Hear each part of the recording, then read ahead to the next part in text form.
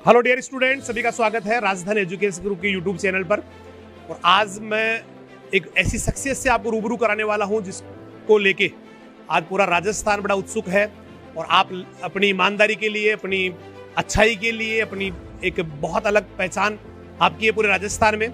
और आप एक बहुत बड़े पैनल में से आपको चुना गया है। बहुत बड़ा एक लिस्ट बनी थी जहां से किसी एक कैंडिडेट का सिलेक्शन होना था जो बहुत बड़ी जिम्मेदारी संभाल पाए। और उसमें आपका चुनाव आपके व्यक्तित्व की उदारता को, आपके निष्पक्षता को, आपकी ईमानदारी को दर्शाता है। तो हमारे बीच आज ऐसी शख्सियत मौजूद है जिनको सुनने के लिए हर राजस्थान का युवा बेताब है, क्योंकि हर स्टूडेंट चाहता है कि वो जिस तैयारी करे, जिस प्रकार से वो मेहनत करे, उसको उसकी मेहनत का परिणाम मिले, उसको सही रिजल्ट बने, उसका सही तरीके से उसका चुनाव हो। क्योंकि हर व्यक्ति अच्छाई की उम्मीद करता है, और जब इंसान अच्छा होता है, व्यक्तित्व अच्छा होता है, तो निश्चित रूप से अच्छे लोग आगे आते हैं और राष्ट्र निर्माण में अपनी महत्वपूर्ण भूमिका निभाते हैं। तो ऐसी शख्सियत हमारे बीच है। और आज हमारे साथ बहुत महान व्यक्तित्व, RSSMB के वर्तमान चेयरमैन, पूर्व IG, पूर्व IPS श्री हरिप्रसाद जी शर्मा। और हम उनसे जानेंगे कि उनके क्या अगले जो एग्जाम्स को लेके, RSSMB को लेके क्या इनकी पूरी प्लानिंग्स है, किस तरह से अगले एग्जाम्स को आप करवा रहे हैं। और काफ़ी सारी कुछ बातें भी इस तरह की चल रही है जिनमें तरह तरह की बातें, तरह तरह की अफवाहें चल रही है। तो उनके बारे में हम साहब से जानना चाहेंगे। तो सबसे पहला सवाल तो मेरा साहब से यही है कि आपके RSSMB के चेयरमैन बनने के बाद कितने एग्जाम्स आपने करवाए हैं और किस तरह से उन एग्जाम्स में पारदर्शिता रही है और क्या युवाओं को उससे मिला। और इसके साथ साथ ही मैं थोड़ा सा दर्शकों को बता दूं कि बहुत सारी पहले से जो साहब के आने से पहले भी जो एग्जाम हुई थी, उनकी भी कई सारे जो वेटिंग चल रही थी, उनको भी साहब ने जल्दी जल्दी क्लियर करवा के बहुत सारे युवाओं को उनकी सही जगह दी है।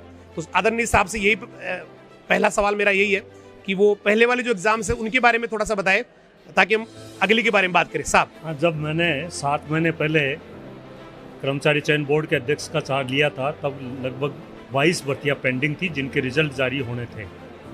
उनमें से हम 21 के परिणाम जारी कर चुके हैं, जिनके आधार पर लगभग 4000 युवाओं को रोजगार प्राप्त हो चुका है। यह हमारे कर्मचारी चयन बोर्ड की अब तक की उपलब्धि रही। इसके अलावा हम जो उसके बाद जो भर्ती की, वो भी पूर्णतः निष्पक्षता एवं पारदर्शिता के साथ में पूरी कर चुके हैं। निकट भविष्य में अब जो आने वाली बड़ी भर्तियां हैं, जैसे पटवारी की है, कृषि पर्यवेक्षक है, JN सिविल है, अन्य कई प्रकार की जो भर्तियां आ रही है, उनमें मैं एक चीज़ लोगों को आश्वस्त कर सकता हूं, जो शिक्षित युवा बेरोजगार है उनको विशेष रूप से, कि वो ये पूरा भरोसा रखें, पूर्णतः आश्वस्त रहें कि बोर्ड में जो भी परीक्षा होगी पूर्णतः निष्पक्षता, ईमानदारी एवं पारदर्शिता के साथ होगी। यदि किसी प्रकार की कोई अफवाह फैलाता है या कोई अन्य प्रकार की किसी प्रकार की बात पैदा करता है तो बिल्कुल झूठ बोल रहा है। बोर्ड के किसी भी कर्मचारी का किसी भी की सूरत में, किसी भी लेवल पे 1% भी कहीं भी किसी अवांछनीय गतिविधि को सहयोग नहीं रहेगा, यह मैं पूर्णतः आश्वस्त कर सकता हूँ। इसलिए लोग अपने पूर्णतः ईमानदारी के साथ तैयारी करें और पूरी तरह से मेहनत करें। जो भी सिलेक्शन होगा बिल्कुल निष्पक्ष होगा और उसकी मेरिट के आधार पे होगा। एक सवाल और है एग्जाम्स को लेके, क्योंकि अभी एग्रीकल्चर सुपरवाइजर का एग्जाम 18 सितंबर को होना है। तो वहाँ पर एक अफवाह भी कह सकते हैं उसको, या यूं कहे कि एक बात चल रही है जिसमें कहा जा रहा है कि नाबार्ड का एग्जाम आ गया, इसलिए शायद एग्जाम आगे हो जाएगी। तो काफ़ी सारी इस तरह की जो अफवाहें हैं वो तैयारी करने वाले बच्चों को बड़ा डिस्टर्ब करती है। तो एक सवाल मेरा साहब से यही है कि एग्रीकल्चर सुपरवाइजर जो जल्दी शायद फर्स्ट वाला अभी इस समय जो आपका जिस समय हम बात कर रहे हैं, उसके बाद का जस्ट अगला एग्जाम एग्रीकल्चर सुपरवाइजर ही है, तो उसको पोस्टपोन लेकर ये जो चल रही अफवाह उसमें कितनी सच्चाई है? नहीं, हमने जो भी परीक्षा तिथि निर्धारित की है वो बहुत सोच समझ कर की है। और यदि कोई नाबार्ड की परीक्षा की तिथि हुई है तो वो हमारे बाद में घोषित हुई है। तो निश्चित रूप से हम अपनी घोषित तिथि पर पूर्णतः कायम है। और चूंकि अब इतनी सारी एग्जाम्स होती है, कोई संस्था एग्जाम करवा सकती है, उसका कोई फर्क नहीं पड़ेगा। तो निर्धारित तिथियों पे कृषि पर्यवेक्षक एवं अन्य परीक्षाएं आयोजित होने जा रही है। साहब का छोटा सा भी ज्वाइनिंग किए हुए लंबा समय नहीं हुआ, इसके बाद में भी इतनी सारी जो बच्चे 4000 के करीब जो बच्चे उनका चल रहा था, पेंडिंग था, उन सबको उनको जॉब मतलब ज्वाइन करवाया है। और एग्जाम्स के लेके साहब का कहना है कि अभी इस तरह की केवल अफवाहें हैं जिसमें एग्जाम पोस्टपोन होने की। तो स्टूडेंट्स जो तैयारी कर रहे हैं उनको मैं बता देना चाहता हूँ कि आप बिल्कुल अपनी तैयारी में लगे रहें और बिल्कुल भी किसी अफवाह पे ध्यान नहीं दी। उससे पहले भी एक अफवाह आई थी कि एग्जाम पोस्टपोन ही हो गया, जिसमें किसी ने पता नहीं, हालांकि भगवान उसको माफ नहीं करेगा क्योंकि किसी ने किस डेट चेंज की है और पुराना जो पोस्टपोन हुआ था, जो आगे एग्जाम हुई थी, उसको चेंज करके और पूरा एक बड़ी अफवाह बनाई थी। और उस शाम को भी हमने दर्शकों से हाथों हाथ क्लेरिफाई किया था कि नहीं, इस तरह का कोई अफवाह, केवल अफवाह है, इन अफवाहों पे ध्यान नहीं दे। और अब मैं साहब से जानना चाहूँगा, क्योंकि युवा, राजस्थान का युवा या हिंदुस्तान का युवा या यूँ कहे कि किसी भी स्टेट का जो युवा होता है, अब वो कई बार उसके दिमाग में कई भ्रांतियाँ चलती है, कई चीज़ें दिमाग में रहती है कि पता नहीं किस तरह से एग्ज़ाम होगा। तो मैं साहब से फिर से एक बार, हालांकि इन्होंने पूरा आश्वस्त किया है कि कभी भी किसी तरह की अफवाह पे ध्यान नहीं दे, बोर्ड से जुड़े हुए कोई भी कर्मचारी इस तरह की चीज़ों में जो है लिप्त नहीं है, इस तरह की कोई करने की किसी का जो है ना हिम्मत भी नहीं है, करेंगे भी नहीं। इसलिए कोई इस तरह से कर रहा है तो वो एक खुद की, उसकी बच्चे की देने वाले की और उसकी जो लेने वाले, दोनों की इस तरह की फालतू की जो बातें हैं उनकी जिम्मेदारी होगी। तो फिर भी मैं साहब से एक बार एक क्लियरली साहब आपको हमें आश्वस्त कर दे कि इस तरह की कोई भी जो बात है उस पर आप बच्चा ध्यान नहीं दे। साहब के मुंह से एक बार फिर से मैं थोड़ा सा चाहूँगा कि बता दे। मैं इस मामले में इतना ही बता सकता हूँ कि इन परीक्षाओं में जो भी चयन होगा वो उसकी योग्यता और मेरिट के आधार पर होगा। किसी भी प्रकार की अवांछनीय गतिविधियों के लिए कोई स्थान नहीं है।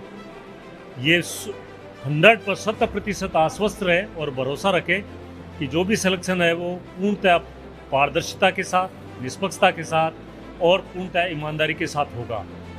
अफवाहें इसलिए है क्योंकि नेचुरली बेरोजगारों की संख्या बहुत ज़्यादा होती है, अभ्यर्थियों की संख्या बहुत ज़्यादा होती है।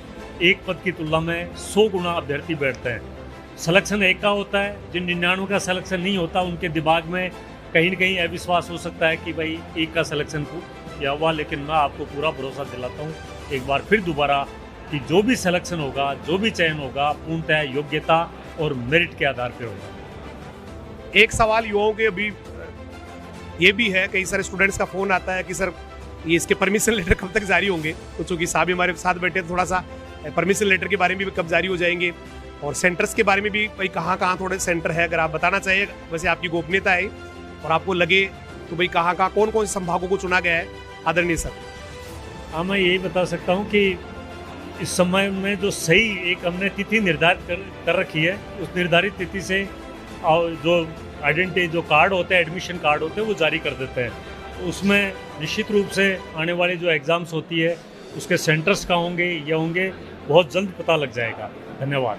बहुत बहुत धन्यवाद साहब का। और उम्मीद है जिस तरह से साहब की छवि है, जिस तरह का व्यक्तित्व है, उसके हिसाब से ही पूरा राजस्थान के युवाओं के साथ न्याय होगा और पूरा राजस्थान आपको बड़ी उम्मीदों से देख रहा है। और पिछले एग्जाम्स में आपने इतनी ईमानदारी और उदारता के साथ की है, तो निश्चित रूप से आने वाली जो एग्जाम्स है वो भी बहुत अच्छी होगी। और हर वो बच्चा जो मेहनत कर रहा है, कहीं से वो पैसे की व्यवस्था कर रहा है, गरीब है, झोपड़ी में रहने वाला है, उन सबके साथ न्याय होगी। सर का बहुत बहुत धन्यवाद, शुभकामनाएं, जय हिंद। तो मैं उम्मीद करता हूं